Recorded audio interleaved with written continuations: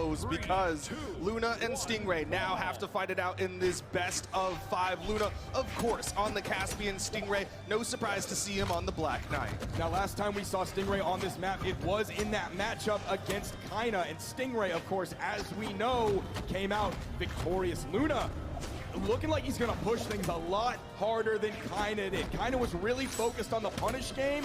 Luna is focused on oppression, domination, control, push. One thing, oh, the down sig already. And that almost took him out too, man. If he had hit a little earlier, might have KO'd the side sig. Not gonna do it for Luna, but the down light ground pound will give Luna that stock advantage, but the damage is relatively even. He's gotta be careful here. He's been focusing mostly on guitars. What a juggle that we just saw. We don't normally have players extending their juggles that long, and the stock is not going to extend any longer after Stingray takes it out with a side air from the spear. I mean, Stingray's spear play has been on point. Of course, we always love highlighting that down signature, which has been so effective for finishing off stocks, but he's just been doing amazing with the spear overall as he gets nair juggles all over Luna. If we're talking about the aerial game, Stingray has the spear nair. Luna also has guitar nair. But they're really similar moves, but the range and the coverage is going to favor the spear. So if Luna and Stingray are on top of one another, the startup might favor Luna, but the aerial combat almost taking off the top. Yeah, Stingray's ability to do everything in the air, on the ground, hit a spear down sig, and take the stock lead away from Luna. Down sig thrown out from Luna. Had Stingray in the edge guard. That might be the thing that he needs as Stingray dodges down to avoid the end sig from Luna. Still on the corner here, Luna taking his time, throws out the side sig. Stingray with the punish. That's a burn dodge. He gets so much off of it. Couldn't hit that nair though. Continues with the recovery. Nice damage added up. Ground pound from Luna. Gonna have his choice of weapons yet again. Gonna juggle this one to delay the weapon spawn. But Stingray's gonna go in. Doesn't even wait for those iframes to fully run out. He's gonna force them off. The unarmed gameplay coming out from Stingray, even jumping up, hitting that nair before picking up the lance. The GCD sig like 2 jump heights up. That is a Stingray classic. And he's really good at that. Side sig doesn't get the read though. Stingray tries to punish. Luna's not hitting his signatures and he needs those for KOs early enough. Down sig, Luna dodges down into it and hits a punish. It's not the biggest one, but he's definitely ready for it. Luna's gonna have to be careful if he's fishing for those signatures too much, just like that. Even for game number 2, no character swaps on either side. First hit goes to Luna. Also the first weapon after the unarmed neutral air. Spear is going to be the first option coming in for Stingray. A little bit of pressure going into the edge. We haven't seen too much edge guarding coming out, and that's likely because that's going to favor Luna. That's going to favor the weapons that Luna has on this Diamond Head, this Caspian crossover. Yeah, it's definitely going to be important for Luna to try to force those edge guard situations because Stingray, he's got such good neutral. He's going to want to play it as long as he can, as right now he's keeping Luna on this corner, utilizing those lance hitboxes as the side air connects, and Stingray with the massive lead here in game number 2. We also just saw a great example of what Stingray likes to do when he has the lance in his hand off of the D-Light. That's an option that he'll use and then change up the follow-up after. D-Light in sig will catch you jumping. D-Light in light will catch you going back down to the main platform. But we also saw D-Light in the turnaround neutral air. Luna adding up a lot of guitar damage. Not enough. Luna is behind, ripping yet another signature. He knows these sigs could be the thing to bring him back. He threw out a guitar side signature earlier today, which clutched him out a win. But right now, the sigs aren't hitting. They're not KOing, but that will with a gravity cancel side light to read the dodge of Stingray into the recovery, and he's taking his time before making sure he picks up the guitars. Now last game, Luna threw out 13 signatures, Duke. He hit 8% of them. That means he hit 1 of the signatures he threw out. He's got to figure out either how to use them or he's got to realize it's time to woe back a little bit.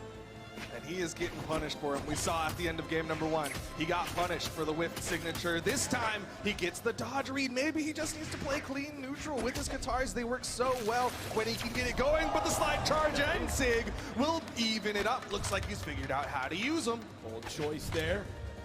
Juggling the weapon, one more. I thought we might see one more based on what we saw earlier. Stingray's gonna grab the spear immediately.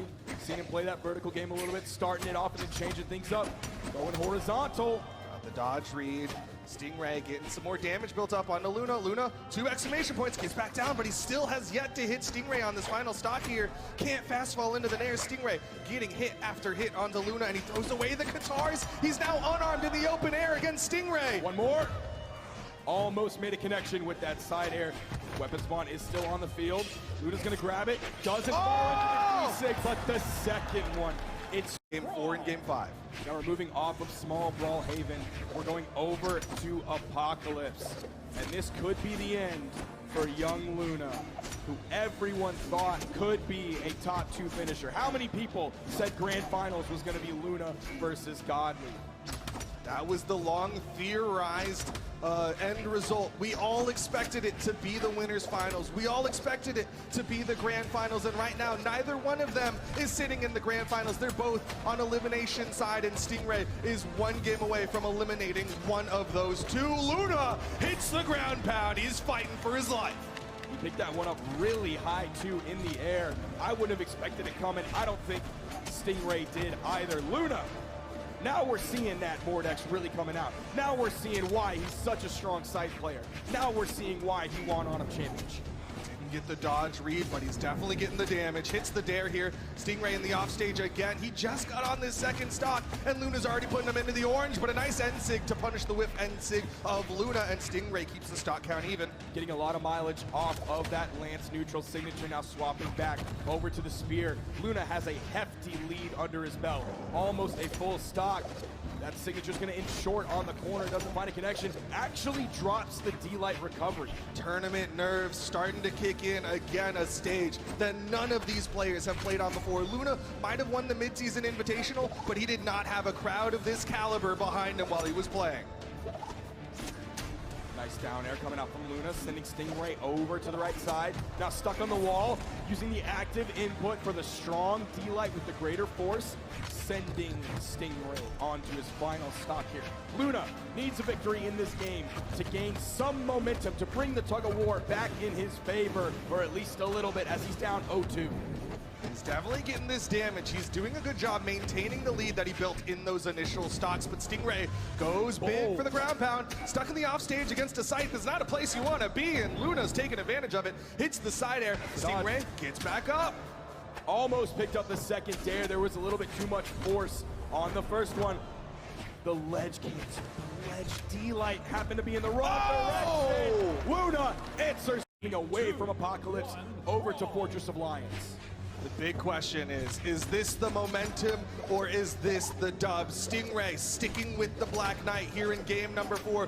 Luna back on the site, not starting it off the way that he did in the last one. Needs to start finding that momentum ASAP. Giving Stingray some space there, just back-to-back neutral lights. Trying to hit at that 45-degree angle because Stingray is aerial, and if you're aerial with a spear, you don't really have any 45-degree angle move. Yeah, it's hard to challenge a Scythe. Scythe loves those 45s, those dares, those nairs can be so good in the air-to-air. But on the other side, Stingray staying below Luna, utilizing that spear aerial kit against the small hitbox, but he reads the dodge. Stingray, now the one controlling the ground. Side light doesn't get the second dodge read. Stingray with the wake up just hits the side light. Down sig thrown out. Luna with the punish. A little bit surprised he went for that instead of the strong D-Light. I can't believe that KO. He used the gravity cancel neutral heavy optimum unarmed vertical force, and he gets that KO just above Luna. Luna now needs to find a way to get this one back into his hands. We've not seen a lot of Lance Nairs coming out until just now. The neutral light from the middle of the stage. Luna hoping he picked that up on the left side, but knows from the middle of the stage. Doesn't lead to the KO. Another Lance neutral air coming out. Luna avoiding these moves. No, but so is Stingray. Another neutral light. Luna keeps this one close. He's behind, but just barely. He gets his choice of weapons. It's going to be the scythe. Stingray completely staying away from him. Luna having to be the one to move towards Stingray. Stingray doesn't want to fight the weapon disadvantage, but now that he has the spear, he's going to whip that D-Light. Immediate punish from Luna, an easy neutral light. He's just looking for those punishes. Hits the side light, doesn't get the dodge read. Stingray doing a good job mixing it up, making sure he doesn't fall for the same option of Luna every time. There's a weapon spawn on the field. I don't see either player really going for it. Stingray's incredible work so far has been on the spear. Luna, of course, has been on the site. Yeah, that's the big thing he swapped to this Mordex for. He wants the sight, he wants the weapon toss, and it is going to connect onto Stingray. One stock left between Luna and game number 5. Stingray, no weapon spawns. Luna is playing the denial game. Now we're seeing both of them stick with one main weapon, and they're actually doing about similar damage on each weapon. 52% of Stingray's damage is coming from the spear, 54% of Luna's damage is coming from the scythe. Two weapon mains, they're able to play it all so effectively as Stingray back to the spear, throws it away. We've seen him clutch situations like this before. He doesn't hit the ground pound, he hits the down sig. Final stocks here. Will he clutch it out the way he did against Kaina just moments ago? Throwing the weapon away, picking up the lance. Has Luna really high in the air, but of course he's fresh. He just spawned back in. Not really the option to KO off the top. Just a nice neutral air into the recovery. Stingray's gonna have to play something fierce here if he wants to avoid a game 5. Avoiding any hits from Luna, but Luna finds the sidelight recovery. Swap from Stingray, the Lance main, the person who started off as the Orion King is now onto the Queen Nai for game number 5. Hoping the spear, hoping the defense are going to be the things to get him through this. He's not going to have the same spear down sig that he has with the Orion, something that was so incredibly effective, but he might have the survivability he needs to go up against Luna's Mordex. Downlight goes for the end sig. Luna knows that one's not true. He's able to get away from that one. Queen Nai is his 21 highest leveled legend. Just a level 41 Queen Nai. We're gonna see those Katars. We've seen him play Katars before. Obviously we saw the spear earlier today, just a few moments ago. He got the read. Asnir, it's not working so far. Sidelight into the dodge in read from Luna. Gravity cancel sidelight recovery. Luna takes the first stock. Stingray landing neutral air. He's got the spear in hand. This has been his comfort weapon for so many matches today. It would be a very interesting outcome if Luna seems to easily secure this game 5, but it doesn't look like it's going to be easy whatsoever. Not a walk in the park. This is a hike through the mountains. You have got to have the endurance, the stamina, and the strength to get through this one. Stingray back on the spear, sticking with it. It got him the stock evener. Gets the sidelight, doesn't get the read. Just jumping around, doesn't want to commit. He's going to be feeling that speed penalty that he has by playing Queen Nai. He's not going to be able to move in and out nearly as quickly as virtually any other legend in the entire game. Punished for the whip down sig. Side sig from Luna gets punished by Stingray with the side air. Both of them getting into the red here. Not quite enough. Luna chasing for it. Doesn't get the hit that he wants. Stingray fights his way back onto the stage, throws out the down sig, and Luna hits him with the neutral air to throw him away. Luna was too close to get hit by that down sig. There's no hitbox there. He was right on top of Stingray. That's been the play so far. Almost getting the stock with that neutral air. The neutral light will do it on the gauntlets. Great punish, great dash cancel into the, dash jump neutral air off of the ledge from Luna to get himself into that position, and then a fantastic punish on the whiffed gravity cancel. Stingray doesn't hit it! The true combo, the pressure is mounting onto Stingray. And it's even worse because he did hit the D-Light recovery after, and it didn't KO. If he hit the GC neutral heavy, that might have KO'd. That's one of the reasons right there that we don't see many people playing Queen Nai. Throughout that signature, even unarmed, Luna was able to get in time, immediately punish it. She's got high strength, she's got high defense, but she's also got high punishability, and Luna's taking advantage of it, trying to play the unarmed because he's got a weapon primed. He doesn't want to swap to it yet. Stingray on his final moments here, both of them last stock. Who's it going to be to go up against Godly in the Elimination Finals? Everybody always says that Stingray is not like other players. Very few players would bet everything here on the Queen Nai and Luna. Oh, the whiff. Stingray getting some hits here. Stingray bet a lot on this Queen Nai. So far, it might be paying all right, but the neutral light will launch that defense from Queen Nai, keeping him alive. Here comes the scythe. Katars inside. Luna easily gets away from it, punishes weapon toss, the dodge is burned. Recovery comes out, Luna doesn't press it too hard. He knows how close he is. He just has to play some neutral.